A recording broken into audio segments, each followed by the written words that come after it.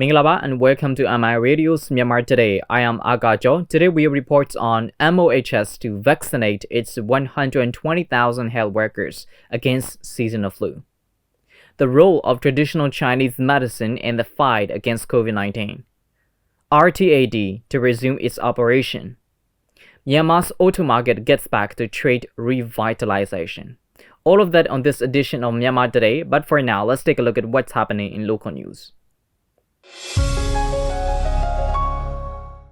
A special flight carrying the supplies of UNICEF to Myanmar in measures against COVID-19 landed at the Yangon International Airport from Shanghai City of China yesterday afternoon. The over $334,000 worth of PPE sets and related items of the UN body will be presented to the Ministry of Health and Sports. On 9 June evening, another special flight arrived in Yangon with the PPE sets and related supplies worth more than $431,000 of the UNICEF for Myanmar. With the support of Gavi, the UNICEF presented COVID-19 test kits and other medical supplies to Myanmar in May, and it also provided its own aid. Myanmar is now receiving COVID-19 medical supplies from the UN organizations such as WHO, India, China, Korea, Singapore, and Japan. 10 Myanmar seamen who signed off from the MTM Colorado ship anchored in the Andaman Sea arrived in Koh Tao yesterday evening and are currently held under hotel quarantine.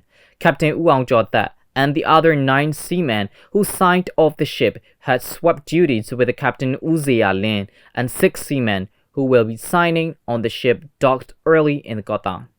The ship was transporting cargo from Russia and passed through Singapore and arrived near an island in Koh Tao Township on the Andaman Sea. The 10 seamen will be quarantined for 21 days and their lab samples have been sent to the National Health Laboratory. Myanmar National League matches, which have been postponed for the global outbreak of pandemic in March, is being planned to restart on 16 July. According to the Myanmar National League Committee meeting held at the Novotel Yangon Max Hotel in Yangon yesterday, President of the Myanmar Football Federation and Myanmar National League Committee, Uzozo, Vice President of the MFF and MNL Committee, Dr. Sai Samton, Vice President of the MFF and owner of the Yangon United, Upye Pyo Teza, owners of the Myanmar National League clubs, football authorities from MFF and MNL attended the meeting to discuss restarting the Myanmar National League matches next month. Upon restarting the MNL matches, football authorities will request permission to hold the National League matches from government in a couple of days. That's all with the local news. Now we'll move on to our first report. More than 120,000 health workers will be vaccinated against the seasonal flu by spending the government's budget. Children under the age of 5, adults 65 and older, pregnant women, patients with the chronic illnesses, and health workers are more likely to suffer from seasonal flu severely. Among them, the health workers are the frontliners in the fight against from COVID-19 to seasonal influenza. The vaccination period has begun in places like Naypyidaw and it will be completed during the early rainy season. Jyoti Ritu has more. Since 2010, the seasonal influenza has been reported many countries around the world, including Myanmar, every year with the number of death cases. From 2017 to 2019, the rate of the seasonal flu has increased significantly and has become epidemic. Worldwide, these annual epidemics are estimated to result in about 3 to 5 million cases of severe illness and about 290,000 to 650,000 respiratory deaths. In 2019, the Ministry of Health and Sports undertook the preparation for preventive measures and response to the seasonal influenza within the third week of June. The surveillance measures for seasonal influenza were carried out in 8 hospitals as sentinel sites. During 2019 June, the Ministry of Health and Sports found 117 cases of seasonal flu with 20 cases of death. Speaking to MR Radio about preparation for preventive measures and response to seasonal influenza, Dr. Tan Naiso, Director of Health Knowledge Promotion Division from the Ministry of Health and Sports, said. H1N1 ကာဝယ်ဆေးထိုးဖို့ပေါ့နော်နိုင်ငံတော်ရဲ့ဝင်နေပေါ့နော်ကျန်းမာရေးဝန်ထမ်းပေါင်း1,200,000အတွက်ကျွန်တော်ရထားတာပေါ့နော်အဲ့ဒါကို More than 120,000 health workers will be vaccinated against the seasonal flu by spending the government's budget. Each vaccine costs $4. This is just for the drug without totaling shipping costs. Children under the age of 5, adults 65 and older, and pregnant women, patients with chronic illnesses, and health workers are more likely to suffer from seasonal flu severely. As the health insurance system is not well developed in our country, it is costly to vaccinate all 5 of these risk groups for the government against seasonal flu. On the other hand, the health workers are the frontliners in the fight against from COVID-19 to seasonal influenza. The vaccination period has begun in places like Naypyidaw and it will be completed during the early rainy season. Dr. Sidule, who is a specialist from the Walkers Hospital, spoke to Myanmar Radio about the challenges the health workers face on the case of seasonal flu, why the worldwide pandemic has caused due to a newly discovered coronavirus. Both the seasonal flu and coronavirus diseases are respiratory diseases with the same infectious mode, and also the symptoms of these diseases are quite similar. Apparently, it is a bit challenging for health workers in diagnosing. But there are also some sorts of symptoms of COVID-19 which are different from seasonal flu. From the side of the public, they can barely know what they are suffering is just seasonal flu or COVID-19. So they can confuse whether they should go to hospitals for treatment as soon as they have cough or fever. As the consequences, the National Health Laboratory has to test more swab tests for diagnosis. One advantage we get from coronavirus infection is that the public have widely known the preventive measures of infectious diseases. These preventive measures can stop not only the coronavirus but also diarrhea and seasonal influenza if the public can strictly follow the preventive instructions. Speaking to MI Radio about how her family follows the healthcare instructions and going to clinics and hospitals during flu season, McKinley Nwe, a resident of Yangon's Tanlian Township, said.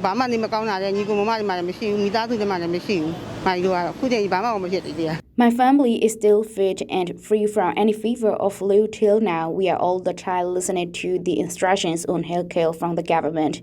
We are staying at home and following the precautions as much as we can. If there were symptoms similar to COVID-19, we would go to the hospital.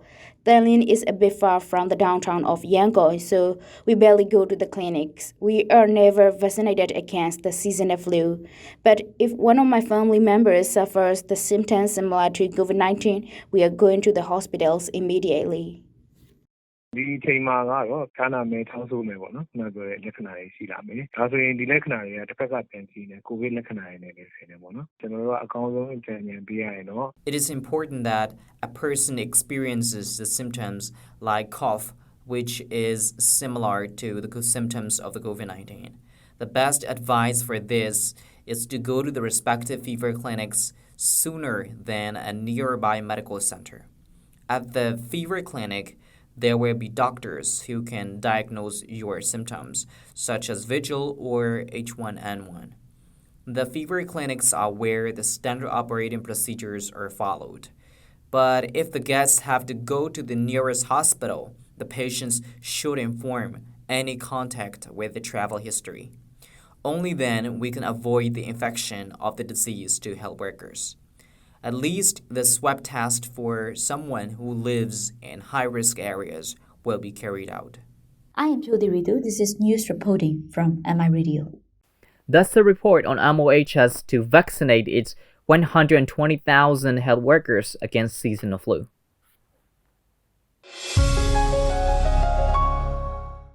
Traditional Chinese medicine TCM experts in China have opted for a combination of Chinese and Western medicinal treatments. With traditional Chinese medicine has been used on more than 90% of the China's COVID-19 patients, the role of the traditional Chinese medicine has been explored for its strength and what it could bring on the table in the fight against COVID-19. In this report, our reporter David Tan has more. Traditional Chinese medicine (TCM) has been used on more than 90% of China's COVID-19 patients, as experts say it is effective in reducing fever and boosting body immunity. In Wuhan, the hardest hit city, nearly all patients in temporary hospitals have used traditional Chinese medicine to increase recovery rates and lower mortality rates. Early intervention of traditional Chinese medicine played a significant role in the prevention and control of the pandemic. Patients with mild symptoms respond well to traditional Chinese medicine. Masuta Mu from China Media Group, CRI Myanmar Department, also told MI Radio regarding this topic. လက်ရှိအချိန်မှာတော့တရုတ်နိုင်ငံက COVID-19 ရောဂါကိုအတက်နိုင်ဆုံးအစောဆုံးအနိုင်တိုက်ထုတ်နိုင်ဖို့ကာကွယ်ဆေးကုသဆေးရှာဖွေရေးနဲ့တရုတ်တိုင်းရင်းဆေးသုံးစွဲရေးတွေကိုနိုင်ငံတကာနဲ့လက်တွဲပြီးတော့နော်အင်တိုက်အားတိုက်ဒါလှုံ့ဆော်နေတာကိုတွေ့ရတယ်။အထူးသဖြင့်တရုတ်တိုင်းရင်းဆေးပညာနဲ့ဒီတရုတ်တိုင်းရင်းဆေးက COVID-19 ရောဂါတွေရဲ့ဒီဆေးကုသမှုမှာဆိုရင်92%လောက်အထိပါဝင်ကုသမှုပေးနိုင်ခဲ့တယ်လို့ဒီသတင်းထုတ်ပြန်ချက်တွေအရသိရတယ်။ဒါကြောင့်လေပြီးခဲ့တဲ့တရုတ်ပြည်လုံးဆိုင်ရာပြည်သူ့ကွန်ဂရက်အစည်းအဝေးကြီးမှာပါဝင်ခဲ့ကြတဲ့ပညာရှင်တွေကဘယ်လိုဆွေးနွေးကြသလဲဆိုရင်ဒီတရုတ်တိုင်းရင်းဆေးတွေကိုစမ်းသစ်တီထွင်အသုံးပြုခြင်းအားတဲ့ဒီကမ္ဘာ့ကျန်းမာရေးအတွက်ပေါ့နော်အကျိုးပြုစွမ်းဆောင်မှုတွေပေးနိုင်လိမ့်မယ်လို့သူတို့ကပါဝင်ဆွေးနွေးခဲ့တယ်ပြောကြားခဲ့တာကိုတွေ့ရတယ် Traditional Chinese medicine experts in China have opted for a combination of Chinese and Western medical treatments. It is important to embrace the differences as the Chinese and Western medicines both have their strengths. Even though the roadmap to bridging the Chinese medicine and Western medicine industry for a broad spectrum of disease management is still vague, we could hope for some great news in the future. Masuta Mu will tell us more about this. ဒါအပြင် WHO ကလည်းပေါ့နော်တရုတ်တိုင်းရင်းဆေးတွေက COVID-19 ကုသရေးမှာထိရောက်စွာပါဝင်ကုသမှုပေးနိုင်ခဲ့တယ်လို့အသိအမှတ်ပြုပြောကြားခဲ့တာကိုလည်းဒါကျမတို့တွေ့ရတယ်။လက်ရှိလေတရုတ်နိုင်ငံကတိုင်းရင်းဆေးပညာရှင်တွေနိုင်ငံအနှံ့ကိုတွားရောက်ပြီးတော့ COVID-19 တိုက်ဖျက်ရေးမှာတရုတ်တိုင်းရင်းဆေးကန်တာပေါ့နော်အရေးပါမှုကိုဆွေးနွေးပြောဆိုမှုတွေပူးပေါင်းလှုပ်ဆောင်မှုတွေဒါရှိနေကြတယ်။ဒီလိုနိုင်ငံတကာနဲ့ပူးပေါင်းဆောင်ရွက်မှုတွေကြောင့်ရှားလက်ကောင်းတွေလည်းမကြမီထွက်လာနိုင်မယ်လို့Traditional Chinese medicine (TCM) is a branch of traditional medicine that is said to be based on more than 3,500 years of Chinese medical practice that includes various forms of herbal medicine, acupuncture, cupping therapy, massage, bone setter, exercise, and dietary therapy. Reporter David Tanner reporting from Myanmar International Radio. That's the report on the role of traditional Chinese medicine in the fight against COVID-19. Stay with us as we bring you more reports on Myanmar Today. After 2 months of its closure, Road Transport Administration Department of Yangon Region started operating from 8th June. But it is open after 2 months. Amid COVID-19, there is a huge number of applicants coming on the first day. But to cope up with the number of applications coming in each day, RT80 is extending the working hours, and it is also reported that the offices across Yangon will be open on Saturday till the end of September. Williamson has the full report. The Road Transport Administration Department, which halted its operation from the end of March, now comes to its full operation from 8th of June as the second phase. For the first phase, it started to receive the application for registration from 11th of May through its 4 different registration offices across Yangon.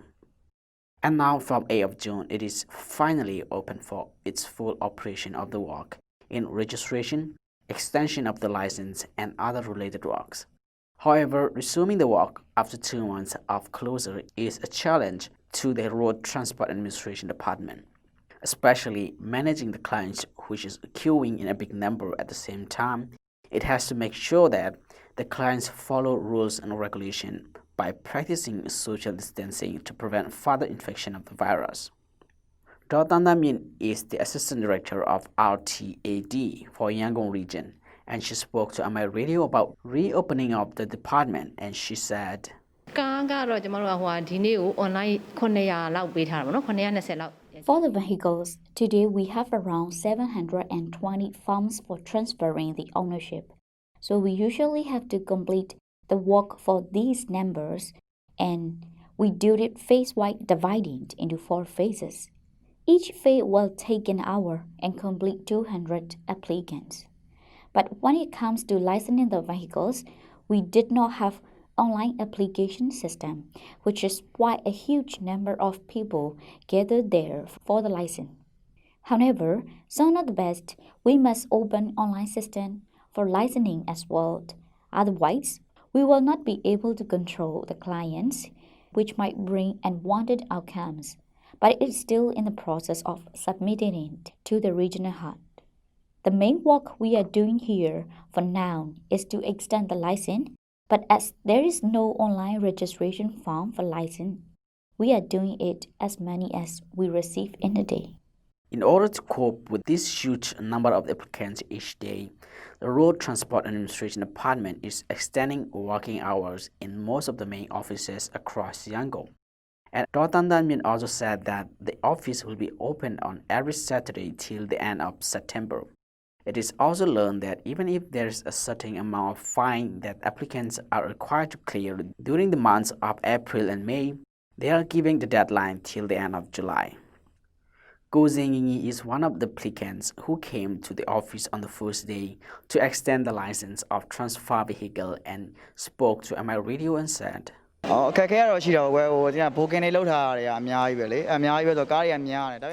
are some issues in getting all the works done, especially as there are so many things that we have to go through and there is a long queue in the line. As this is the first opening day in around 2 months, we have a huge number of people rushing over. As it is not long ago, we started the online registration system.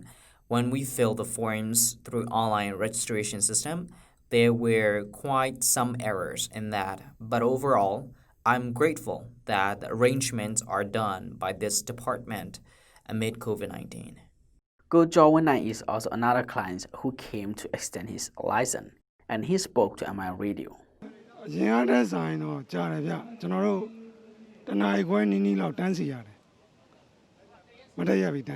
Compared to the previous time, it is taking quite a long time. I was standing in the queue for more than an hour, but we understand the situation as this work is being carried out after 2 months and amid COVID-19. But if we have much bigger space where a bigger number of applications can be handled in short time, it will be much more convenient for the clients. And another issue is there are some people who would come with more than 3 to 4 applications. Not sure whether that is their old paperwork or they are doing it for someone else, but if there is a rule where one person can only have 1 application, then I think that would be fair. This is Williamson for my radio. Thus the report on RTAT resuming its operation.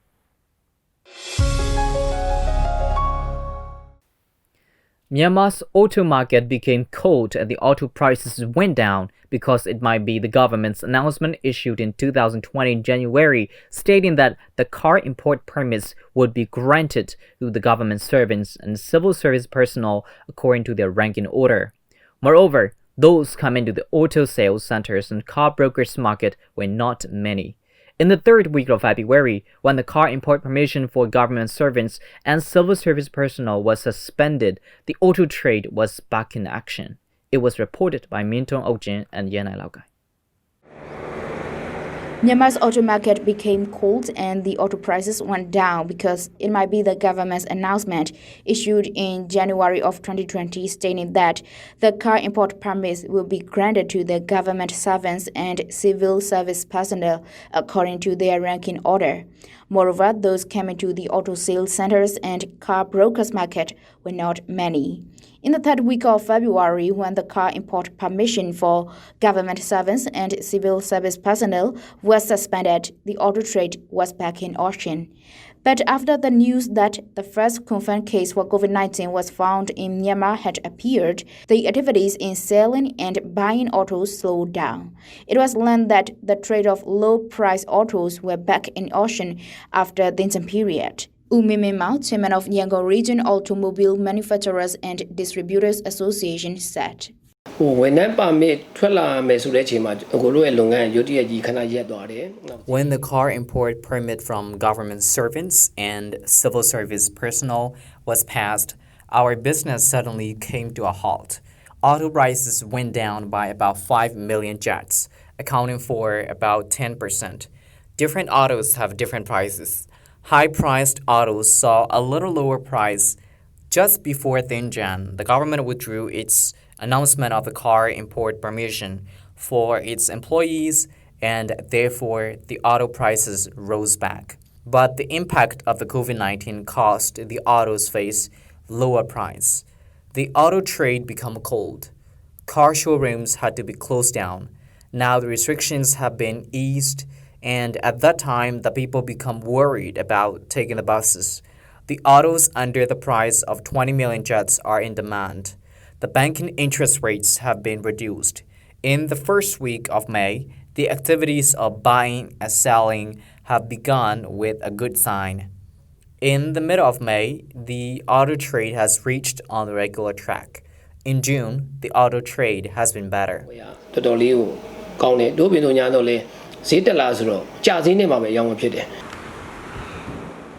The second-hand autos market in Line Township, Yangon Region, came to a stop in the wake of COVID-19. Now the autos are in demand in Yangon Region, but it is not as good as that of the time before COVID-19.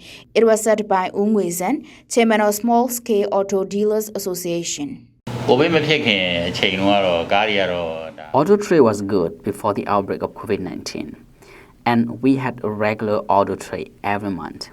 In the time of COVID-19, the road transport department was closed. The people couldn't go out because of the government's restrictions and semi-lockdown. The sellers and the buyers of the auto are also the same matter, and they won't go out. All the businesses have been shut down. If I tell the current auto trade, those who are in need of the auto buy the cars. Those from countryside don't come to the auto sales centers because they worry about the infection of the COVID-19. The current auto market is not as good as the situation in the past.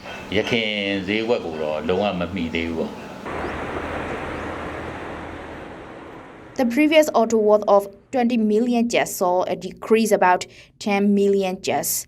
The auto worth of 70 million jets saw a decrease of 10 million jets. The reasons for the decrease of auto prices are due to the reduction of the tax payment and dollar prices. Mao said. I think there will be no reason for the price hike in the purchase of the autos in the near future. If you buy a new Suzuki, it will be around 30 million jets. If you buy an X1, it will be the same price. According to the kilometer number, the prices of autos will be on a decrease. If you sell out your car, you can get the price higher than you bought.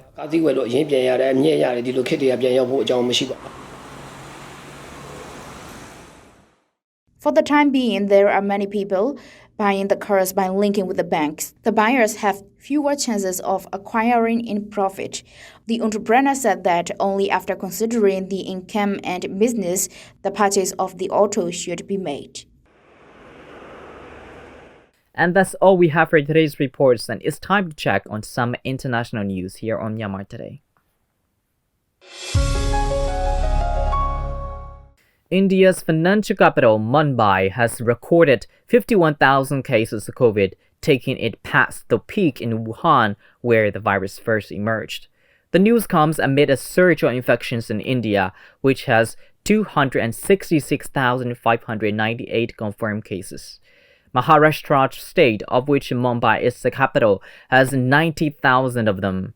Infections are also spiking in the capital Delhi, where authorities have said they expect to see more than 500,000 cases by the end of July.